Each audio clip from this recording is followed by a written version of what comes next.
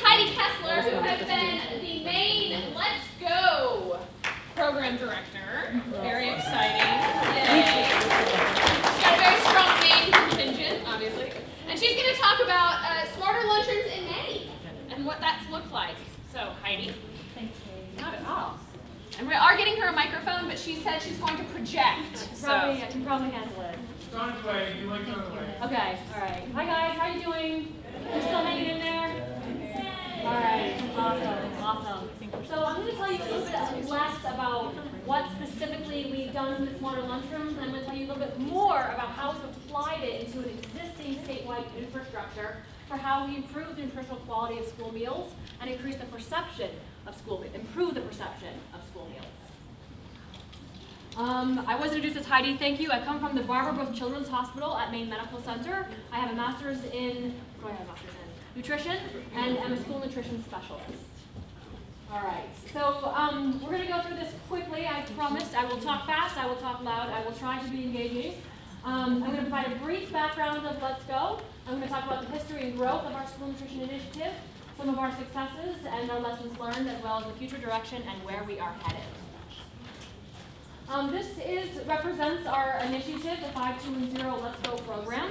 We are a childhood obesity prevention program out of a children's hospital in Maine. Our goal is to increase healthy eating and physical activity in children and their families throughout the state. Our goals are to increase environments and policies that support healthy eating and active living, to increase healthy behaviors in children and their families, and to slow the rise or even decrease childhood obesity rates. Has anyone raised your hand if you've seen this message before?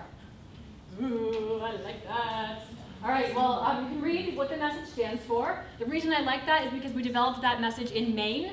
It was developed by a group of healthcare providers who wanted to figure out how to talk to patients and families about weight, but in a less charged, more positive way. It was so successful in the healthcare setting that we took it out of the healthcare setting and we started to apply it into schools, into childcares, into out-of-school programs, rec programs, YMCAs. So across the state of Maine, we now have a consistent message of 5210 about how to live a healthy lifestyle. And then underneath that, we have environments and policy that support the 5210 behaviors. With me? Yeah. All right, awesome. These are all the sectors that we work in. We work in actually more sectors than these. But this gets us started. We have about 1,000 sites across the state of Maine. This is our dissemination model, and this is how it works across the state. So there's a central home office, which is where I come from. We do a lot of the evaluation, the marketing, the development of the tools and the resources. And it's all dependent on these partners across the state that we call dissemination partners. I would love to ask the Let's Go representatives in the room to stand up and give a little wave. Please. Thank you. Excellent. So our work really relies on these folks to be able to implement our programming, our materials, our environmental policy changes within their own local community. My favorite puzzle piece to work in, so I have to work in kind of all those puzzle pieces, but my favorite thing to do is to work with school nutrition. And I just have a little sliver of time to do it, but it is absolutely my favorite time. So we're going to go in a little bit deep here. So in 2007, I started working in schools on using non-food rewards and healthy celebrations and moving more during the day. And as I started this work in school, it was early on, and they just started complaining about school nutrition programs. They kind of we're always complaining about the chocolate milk and the chicken nuggets. And I went back to my boss and I said, I don't know what's going on with school lunch, but I think we better find out. And if we, as a childhood obesity prevention program, and want to promote healthy eating and active living, we've got to work with school nutrition programs because they're on the front lines. They're doing this every day. They're serving meals to kids. Much of it is very healthy. We need to find out what they're doing, how they're doing it, and how we can help them improve if they want to. But we didn't know what we were doing. We didn't know how school nutrition programs worked. So we said, well, let's get together. Let's just ask some questions. So we pulled together 10 school nutrition directors from a region, and we sat in a room. And I'll tell you, here we had just come out as a big splash, as a big childhood obesity initiative that was coming into the state. And then we pulled together these nutrition directors, and some of them sat with their backs to us. They were like, who are these wellness people? And I'm just going to sit here and wait for them to tell me what I have to serve. And we very much took a very slow, gentle approach that began with curiosity. Any way that you want to start developing a relationship and start getting towards change, right? To start with curiosity and questions and relationship building. And so we said, how do you do what you do? My goodness, I can't believe you feed 500 kids in 20 minutes on less than $1 a day. How do you do that? And we started talking a little bit and started realizing that we weren't going to tell them exactly what they needed to serve or couldn't serve. And so we started to get a little buy-in. And I'd say we spent a whole year doing nothing but listening and asking questions. And at the end of the year, I understood why you can't just take the brownie off the tray and replace it with an apple. Like I started to gain some knowledge and some insight. I started to learn about the business model of school lunch and how it's not all covered by the federal government and how it is maybe $1 to spend on food and how they're paying their own staff and how they're paying for overhead and how maybe the states and maybe let's move and everybody wants chicken nuggets off the menu. But you know what? Sometimes that's the highest selling day. So it's a real conundrum. And in order to be successful in our work with school nutrition directors, we had to give them a chance to tell us their challenges so that we could understand them. And now when we make recommendations and say, hey, we think maybe you should do this, or what about trying this, and what about trying this, they know that we're doing it understanding their business model. And they're more willing to listen to us and be receptive to us because we've taken the time to learn their world, instead of being some outside agency coming in and saying, this is what you should be doing. Okay. So after a year, at the end of 2008, we decided that we were going to continue to meet, these 10 school nutrition directors. We were going to form a little work group, and we were going to operate on consensus. And by the end of 2008, we had developed consensus on these goals. We were going to develop a regional infrastructure to improve school meals. We wanted to measurably increase the nutritional quality of school meals, and we wanted to improve the perception. So one thing I learned that first year when I was just listening and asking questions is that tremendous change and progress was happening in school nutrition programs that nobody knew about. I would hear like, oh, the pizza's on whole wheat crust, and oh, we have local veggies on our salad bar. And we'd say, well, does anybody know that? And I said, no. And it's because they're busy. School nutrition directors have to wear like 20 different hats, right? They have to be purchasers, they have to be nutritionists, they have to be business people. They have to be a good manager. They have to lead and develop their staff. They're doing a lot. So when we said, how can we help? What a key question to ask. How can we help? They said, we need help marketing our programs. And we said, okay. I went back to my office and I said, gosh, we're a hospital. We're a childhood obesity prevention program. Can we promote school meals? Are they healthy? We did a little research. We found out, yes, right? Kids who consume school meals consume more nutrients than those who don't. We know it's an essential catch for kids who might be hungry and need food. So we said, okay, look, we're gonna help you market your meals. We'll help improve the perception. We know there's a problem out there with the perception of school meals. But look, some of the things you do don't pass what we call the straight face test. All right, so French fries, they might fit in your meal plan every day. This was remember, we're in like 2008 now. So French fries, they fit in your menu every day and nutrition standards. You know what? Does not pass the straight face test. So if you want me out there as a representative of the Barbara Bush Children's Hospital saying that your school meals are healthy, you must be willing to look at some of the things that I think don't pass the straight face test. But I won't force you to do anything, and I'm not going to bribe you to do anything either. Well, is that a bribe? If I market them, maybe. It might be bribing them. We'll market you, and you got to look at these other things. That's okay. Tit for tat a little bit. And so they agreed to look at those things. And I promised them that I wasn't going to force them, but that we had to have a respectful conversation about French fries every single day at school, or chocolate milk for breakfast and for lunch.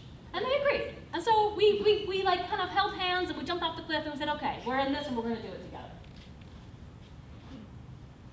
So these are some examples of what we do in these work group meetings. We work. We don't just meet, we work. Our first goal around wanting to get measurable improvements to the nutritional quality of school meals was to do the Healthier U.S. School Challenge.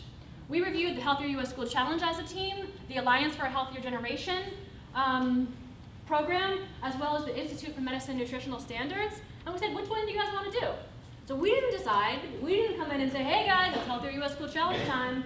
We reviewed it, we highlighted the things that we liked, and we crossed out the things that we didn't like, and we said, what do we want to do? And the group, which I think is amazing, on consensus, decided that we were going to do the Healthier U.S. School Challenge. And they have heard of it out there, but when you look at the application, it's a big application, and it's a lot of pages, and it just was a little intimidating. All they needed was somebody who would pull them together, and we'd go through the application step by step. And we would review menus together. And we would look at a menu that was really close, and then others would start to adapt that. And we really were developing a really strong working relationship. It took over a year. We did a lot of work. I mean, I went into kitchens and was like lifting up, 20 20-pound bags of rice to photocopy the label. The Healthier Go School Challenge is really detailed. But we did it. And then by the end of the following year, we had 33 award-winning schools. And so I tell you this because this was our impetus, and this is what started us. This was our first success in school nutrition. We got a tremendous amount of publicity. Our school nutrition folks were so proud of themselves. There's 33 schools, but I'll tell you, it's 10 different school districts. So 10 different school districts were changing their menus, changing their ordering, figured out how to do accurate production records. We're working on those things. And instead of having individual ceremonies in their schools, we got together and did one ceremony for everybody in the biggest town in Maine. And so we were creating a network. We were creating a team. So based on that first success, we started getting phone calls from school nutrition directors all over the state of Maine. They said, what's going on down there? And can you guys come up and help us up here? And I was like scratching our head, like, well, maybe we can figure out how to do this. And so we wrote some more grants. We're almost 100% foundation funded. We have 8 people in my office, and we all write grants every month. And we do a lot of data collection and evaluation. I think that's often what keeps the money flowing. So just my little tidbit there. But we were able to secure a position, which was me. I was still supposed to be working in schools on food as a reward and physical activity. And I finally got to shift all to school nutrition. And we added more work groups. So currently today, we're up to 6 work groups across the state in these counties, which probably doesn't mean too much. But this is the map of Maine. These 2 counties joined together to have one group, or work group, and then we're all the way up in Somerset. This part of Maine is kind of like, there's no population there. So it might look like we're all down, but that's kind of where the population is. There's a lot of moose, I hear. There's moose up there, yes. Yes. So our work groups cover 50 school districts, that's 252 schools, and almost 100,000 students, which is the majority of the student population in Maine. Here's just a little sign of the growth over the years. And I want to talk a little bit in detail about these work groups. I kind of have already talked about how the team was so important. But before you try to do anything hard, you've got to have a team. You've got to have a relationship. So that when you're going to ask somebody to do something hard, they know you, they trust you, they're willing to maybe take a leap of faith with you. So we do some key things in our work groups that have nothing to do with changing nutritional quality of foods, but that really have to do with developing a relationship. We create a group identity. So everybody names their group. The Southern Maine School Nutrition Work Group, or whatever they want to name their group, but there's a group identity. We often write press releases or do success stories. We refer to the group as a whole. So we're not picking out one school district anymore. We're talking about maybe what one district did within our work group. We facilitate peer-to-peer learning. So the best work group meetings are when we say nothing and our directors are just going back and forth and they're sharing like, oh, how'd you get those kids to eat those beans? And they start sharing their recipe. Or, I don't have another word. So equitable and active engagement. So the number one thing you have to do to show that you're participating in a work group is you have to show up. Okay, it's really important to me, and I make it really clear to my members of my work group that I just want you to show up. If you can't show up, that's okay, but communicate with me so that I know you're still in and you're still working with me. Fully informed decision making. I bring them research. I print research articles and I highlight, look, French fries, we've got to address these French fries, these 3 articles say so. And so I try to really bring to them the current research on school nutrition about why we're asking to make the changes that we are to increase their buy-in. And I think they really appreciate it. Saying, oh, someone's explaining why, not just telling me that I need to do something. Shared risk-taking, this is fun, and some friendly competitive challenges. So, I'm not sure I can reduce my French fries, but then it's like, look, the district over there is reducing their French fries. And so there's a little bit of peer pressure, I think in a positive way, that comes out and allows you a little bit of progress to move forward. Another thing that happens, and all the facilitators in the room know, is that we have to make ourselves valuable to these school nutrition directors. We're not paying paying them to come work with us. We sometimes have money that we can give out, but we have to make ourselves valuable. And so we need to figure out what their needs are. We're not going to lose our focus. We're trying to increase nutritional quality, increase consumption and selection of healthy food. But sometimes they have other needs that we are more than willing to help the process facilitate through in order to remain valuable to them. So an example of that is in the coming weeks, one of our works groups is going to spend a whole work group meeting on how to deal with end-of-year balances. All right, so not a whole lot to do with increasing nutritional quality, but really important to a school nutrition director. So let's use our infrastructure of this work group to allow them to address the issues that they need to address. And that's why I think we've been doing this 7 years now. That's what I think keeps bringing them to the table, because they know we're going to help them with what they need help with. And these facilitators, they provide expertise, training, technical assistance, problem-solving, support, energy, motivation, and teamwork, and they are at the absolute crux of this model. Without the Let's Go facilitators who are willing to engage in training and who are willing to come here to learn about all of this and who are willing to develop relationships with their local directors, we wouldn't have a model to be working off of. So the content, I should tell you that this is our merchandising kit that we made many years ago. I think it was pre-Smarter Lunchrooms, because we've got the vegetable labels there, but they're not with funny names. So we're going to work on that and do some updating with that.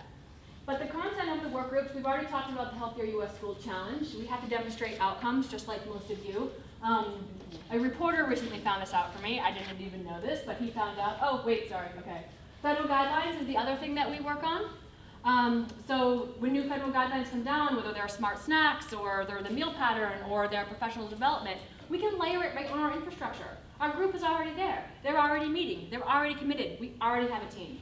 It doesn't matter what's going to come down the pike. We're going to deal with it together. And the last thing is Smarter Lunchrooms. So back to the outcomes. Yes. Oh, thank you. Okay. Now I'm nervous. So, do I need this? Was everyone able to hear me okay? Yeah. Okay, I think you don't have to use it. Okay. Thank you, I appreciate it. Okay. So, 27% of Maine schools are Healthier U.S. School Challenge schools, compared to 7% across the nation. We are incredibly proud of that, and we definitely think it has to do with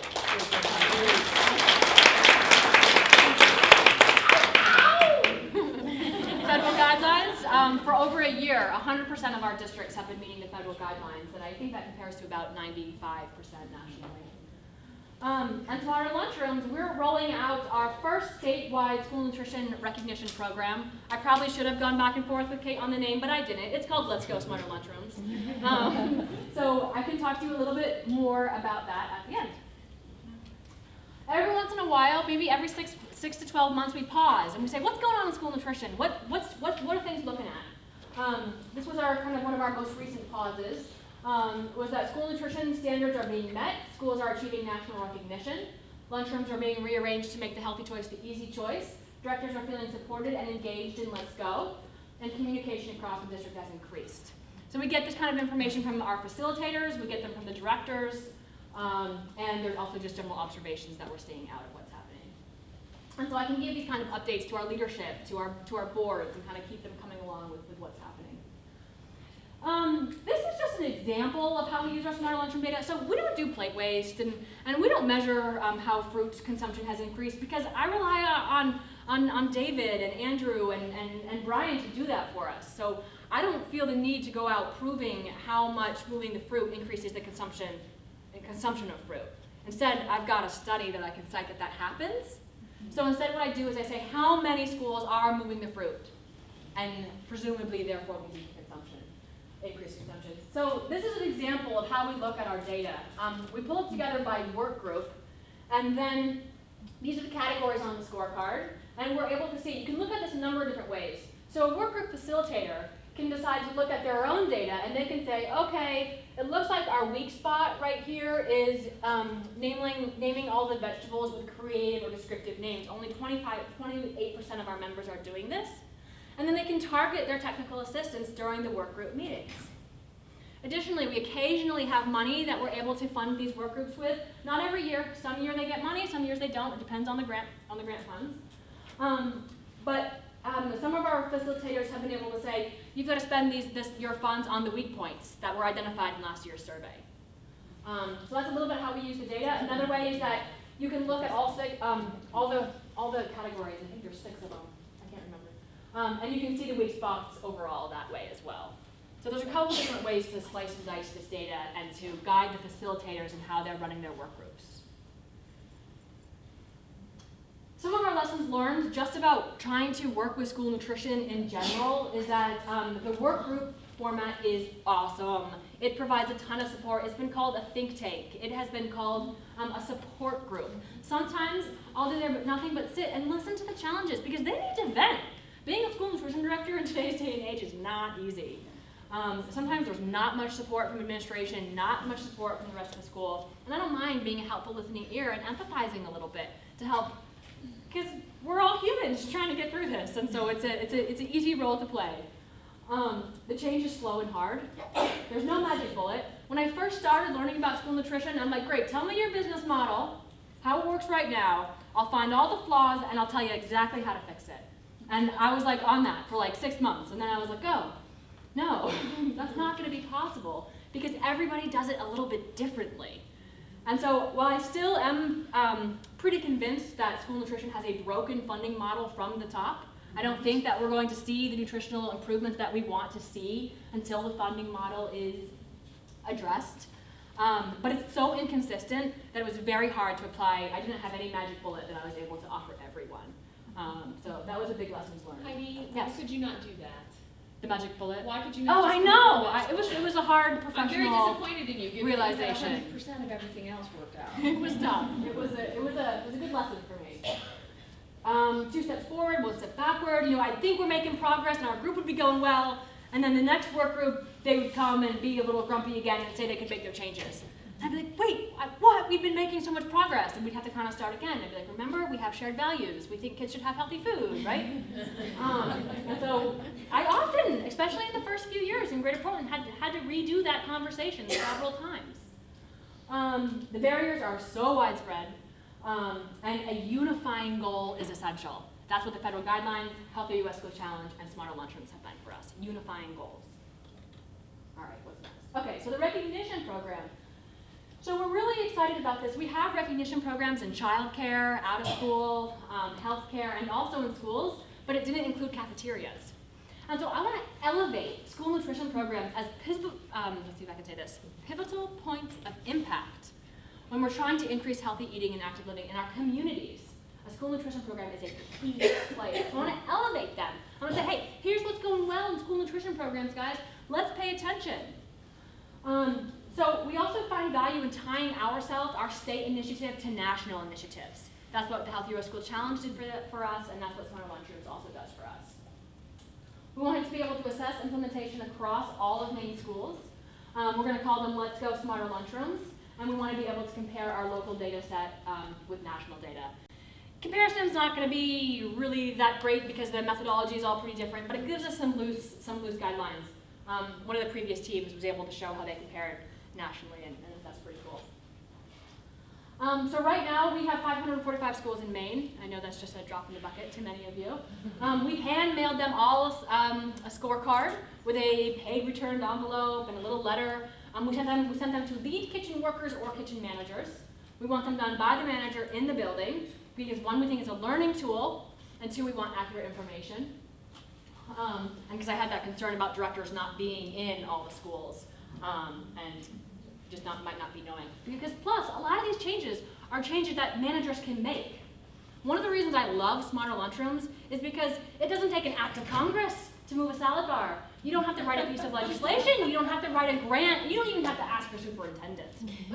You know, so these things are good. And I find that school nutrition directors take to them because of that. You know, if we can move a salad bar and increase consumption by 200%, yeah, then we are awesome. And so that's why I get excited about this stuff. So the recognition program is on the scorecard. You know, we didn't make up with it myself, and actually we have made up recognition programs, and I'm really excited that I'm relying on somebody else's methodology and expertise for this, so that when I get a call that says, I don't have a salad bar, what do you mean I can't have that point? I can just mimic Kate and say, well, it's a best practice that every school has a salad bar, but it's okay. You can still score pretty high.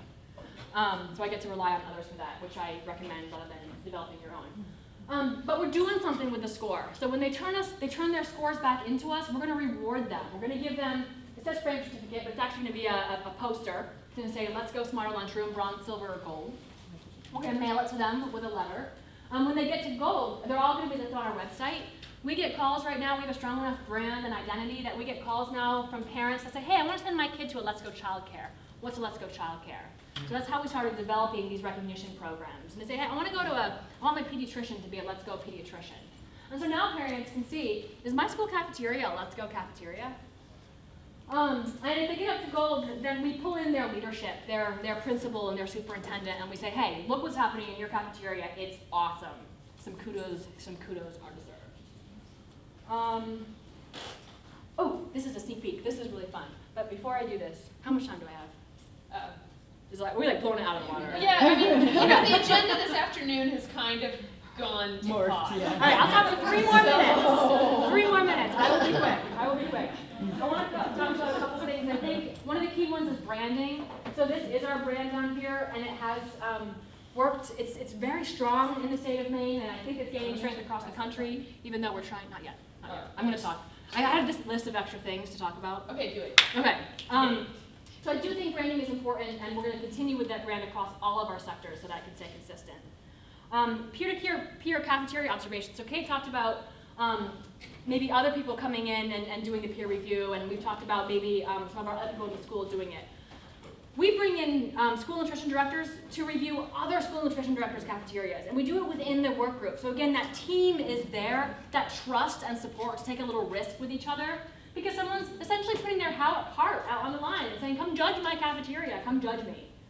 And so when we have our work group meetings, we'll meet. We'll meet right before lunch. We'll watch the kids come in. We'll watch them eat. We'll watch them go through the line, and then we watch them eat, and then I always take a little peek at what's coming from home. I always take a peek at what they're eating from lunch. And then we sit down with that director and give them the feedback. But I think that peer-to-peer way of doing the scorecard is cool. Hospitals. We do this work in hospitals. So we have work groups within the Maine Health Hospital system that we get together and do this very, very similar thing to try to improve the nutritional quality of hospital cafeterias. So I just say that to broaden our minds to think of other institutional food settings that this stuff can apply to. Okay, let's do the video. So thank you, it's exciting, and this is part of our tit for tat, right? We said we would promote school lunch and highlight the benefits. It's a little let's go heavy on this rough cut. We'll probably get some of that out of there and make it more about the school nutrition programs. But thank you so much for listening. I'd be happy to take any questions. That was great.